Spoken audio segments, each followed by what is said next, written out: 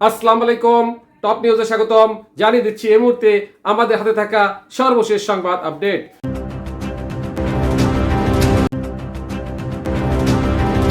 শুরুতেই থাকছে রাষ্ট্রপতি ও প্রধান উপদেষ্টার সঙ্গে সাক্ষাৎ করেছেন সেনাপ্রধান। এরপরে থাকছে কোনো ব্লেম গেম নিতে রাজি নই, শেষ পর্যন্ত যুদ্ধ করব সিইসি। আরও থাকছে ষড়যন্ত্র চলছে, ফেব্রুয়ারিতে সুষ্ঠু নির্বাচন আয়োজন, বড় চ্যালেঞ্জ মির্জা ফখরুল। সর্বশেষে থাকছে ডাচদের 103 রানে গুড়িয়ে দিল টাইগাররা।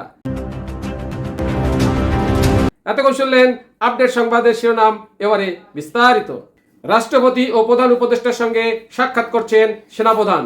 রাষ্ট্রপতি মোহাম্মদ শাহাবুদ্দিন ও অন্তর্বর্তী সরকারের প্রধান উপদেষ্টা অধ্যাপক মোহাম্মদ ইউনূসের সঙ্গে সৌজন্য সাক্ষাৎ করেছেন সেনাবাহিনী প্রধান জেনারেল ওয়াকারুজ্জামান। সোমবার 1 সেপ্টেম্বর দুপুর 12টার দিকে প্রধান উপদেষ্টার কার্যালয়ে গিয়ে তার সঙ্গে সাক্ষাৎ করেছেন সেনাপ্রধান। তার আগে রাষ্ট্রপতির সঙ্গে সাক্ষাৎ করেন তিনি। সাক্ষাতে তার চীন সফর সম্পর্কে অবহিত করেন এবং দেশের আইন শৃঙ্খলা পরিস্থিতি নিয়েও আলোচনা করেন। সংশ্লিষ্ট একটি দায়িত্বশীল সূত্র জানিয়েছে, আজ বেলা 11টার দিকে বঙ্গভবনে রাষ্ট্রপতির সঙ্গে সাক্ষাৎ করেন সেনাপ্রধান। রীতি অনুযায়ী সেনাপ্রধান সরকারিভাবে বিদেশ সফরে গেলে ফেরার পর সেই বিষয়ে সশস্ত্র বাহিনীর সর্বাধিনায়ক রাষ্ট্রপতিকে অবহিত করতে হয়। সাক্ষাৎকালে সেনাপ্রধান দেশের আইন শৃঙ্খলা পরিস্থিতি ও তা নিয়ন্ত্রণে সেনাবাহিনীর কার্যক্রম সম্পর্কে রাষ্ট্রপতিকে অবহিত করেন বলে জানিয়েছে সূত্রটি। কোনো ব্লেম গেম দিতে রাজি নয়, শেষ পর্যন্ত যুদ্ধ করব সিইসি। প্রধান নির্বাচন commissioner CEC AMM Nasir Uddin বলেছেন, সংসদ নির্বাচন আয়োজনের জন্য আমরা পূর্ণ প্রস্তুতি নিয়ে রাখবো বলে মার্কিন ভারপ্রাপ্ত রাষ্ট্রদূতকে জানিয়েছি। নির্বাচন ইস্যুতে যেন আমাদের কোনো ব্লেম না দেওয়া হয়, এই জন্য পূর্ণ প্রস্তুতি নিয়ে রাখবো। সোমবার 1 সেপ্টেম্বর রাজধানীর আগারগাঁও নির্বাচন ভবনে 2:20 3 সদস্যের প্রতিনিধি নিয়ে সিইসি রুমে প্রবেশ করেন ভারপ্রাপ্ত রাষ্ট্রদূত। তবে নির্বাচন কমিশনের পক্ষ থেকে সিইসি ছাড়া অন্য কাউকে বৈঠকে রাখা হয়নি। বৈঠক শেষে সিইসি ও ভারপ্রাপ্ত রাষ্ট্রদূত আলাদা আলাদা সংবাদ সম্মেলন করেন। সিইসি বলেন, তারা প্রস্তুতি বুঝতে এসেছিলেন।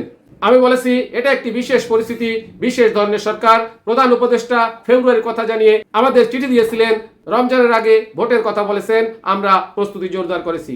তিনি বলেন, নানা ধরনের টানাপোড়েন আছে, সেই জন্য হয়তো সময়টা ঠিক করতে একটু সময় লেগেছে। আমরা চেয়েছি আমাদের উপর যেন প্রস্তুতি পর্যাপ্ত নয়, এই ধরনের ব্লেম যেন না আসে।